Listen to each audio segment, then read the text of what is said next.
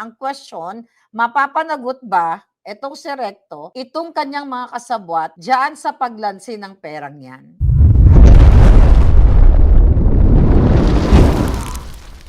Kinasuhan na ni Dr. Liachon si Ralph Recto at ang iba pa niyang mga di umanong kasabwat sa paglansi ng 60 billion pesos or mahigit pa sa pondo ng PhilHealth. So finally, nagreklamo na, sa ombudsman, si health advocate Dr. Liachon. So sinampahan niya ng plunder case at technical malversation si Recto at ang dating Department of Finance Secretary Frederick Go, yung penalta niya, si Pangandaman, DBM Secretary, at ang iba pang mga health officials like si Secretary Ted Erbosa at iba pa. Ang nangyayari ngayon, pero actually kasi, mga palangga, sa ombudsman niya pinailan. Ang malungkot na katotohanan dyan, magkakasabwat sila sa gobyerno ng Bangag. May patutunguhan ba itong kasong ito? Na-interview natin yan, si Dr. Liachon last year na inilalaban niya ang budget ng PhilHealth na kung saan ay tinransfer mga kababayan sa ibang ahensya ng gobyerno at na supposedly ay pangbayad ninyo sa mga hospital bills like sa dialysis or yung pambayad ninyo. Yun yung pinanggagastos ng mga public hospitals or government hospitals para sana sa mga Pilipino. Sinabi ni Liachon, although ang history kasi niyan, di ba, pinasasoli yan sa kanila last year at dineclare ng Korte Suprema na unconstitutional. Pero ngayon lang nila sinoli, ngayong 2026. I think May na lang na isoli yung pera.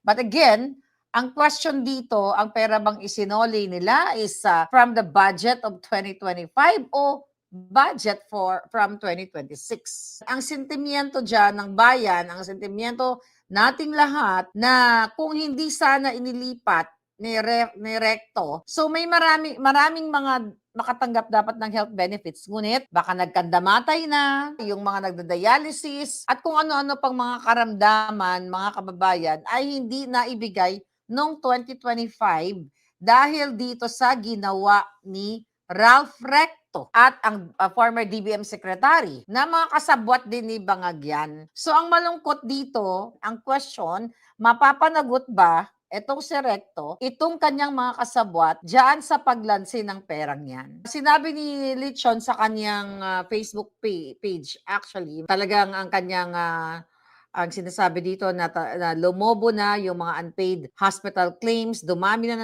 hindi nababayaran. Maraming mga hospitals na hindi nakapag-operate during the time, cancer patients, dialysis patient, ang maraming apektadong Pilipino. Yung iba nga nagkandamatay na dahil walang budget ang gobyerno. Binanggit ni Dr. Liachon na allegedly, umabot sa 356.6 billion ang deficit crisis ng PhilHealth habang tuloy-tuloy ang problema sa reimbursement ng mga benefits. Sinabi pa niya, mga palangga, yung pagbabalik daw ng 60 billion, yun nga, this year, it's too late kasi marami nang nabaon sa utang o mga pasyenteng nagurgur na hindi na umabot dito sa pagsoli nila. Kumbaga, may mga namatay, na mga pasyente dahil sa katarantaduhan ni Recto, katarantaduhan ni Pangandaman ng DBM kasi magkakasabwat na sila. Although sinabi ni Bangagyan noon, yan ang mga dramatization na, ibalik na yung PhilHealth na yan, na inilipat sa, I think nilipat nila sa infrastructure,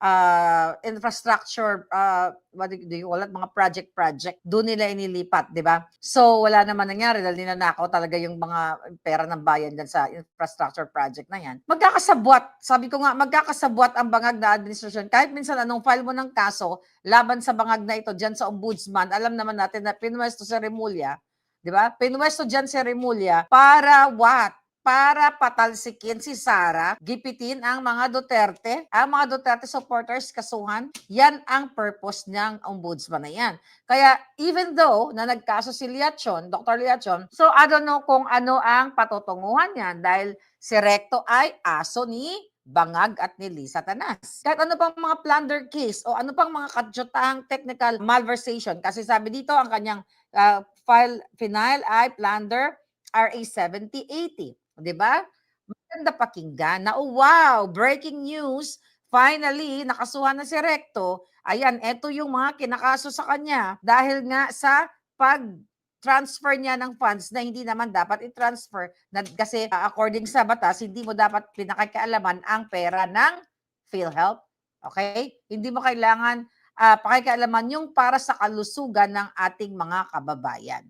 So sinasabi niya dito na dapat panagutin na si Recto, sinasabi niya hindi daw ito simpleng legal issue lang, kundi ito ay moral issue dahil yung 16 billion na pwedeng nakapag-save ng buhay. We all know that. Alam natin yan mga kababayan, but ang kalungkutan ay talagang wala na, sabi ko, wala naman talagang patutungan ang bayan natin hanggat nandiyan si Bangag. Tax di niya kayang gawin, pero 60 billion, easy lang kuhain, sabi ni Merales. Yes. Kaya nga sabi ko sa inyo, ang ano natin, ang bayan natin, talagang isa ng malaking sindikato. Isa siyang malaking sindikato kasi kahit anong gawin, kahit anong kaso-kaso, hindi natin alam kung anong patutunguhan yan sa kaso na yan. Hindi natin alam kung saan nahantong yung pagkaso kay Recto at kay Pangandaman. So, hindi natin alam kung saan nahantong yan dahil inilagay ang ombudsman dyan, hindi para panagutin yung mga politikong mga kawatan, yung mga politikong tinatransfer ang budget ng bayan sa kung saan-saan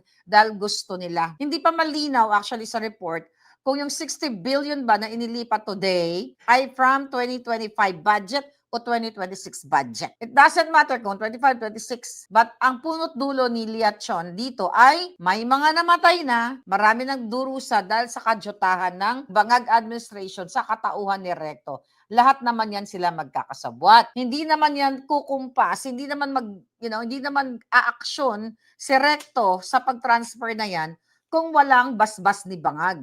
Kaya kahit sabihin pa ni Bangag noong 2025, ibalik na yan. Ang pera na para sa PhilHealth, ibalik na. Siyempre yan ay mga theatrics lang nila. Cinematic, optics, mga dramatization nila. Kasi ang target talaga ay ubusin ang mga nagsasalta like you, like me, like Senator Bato.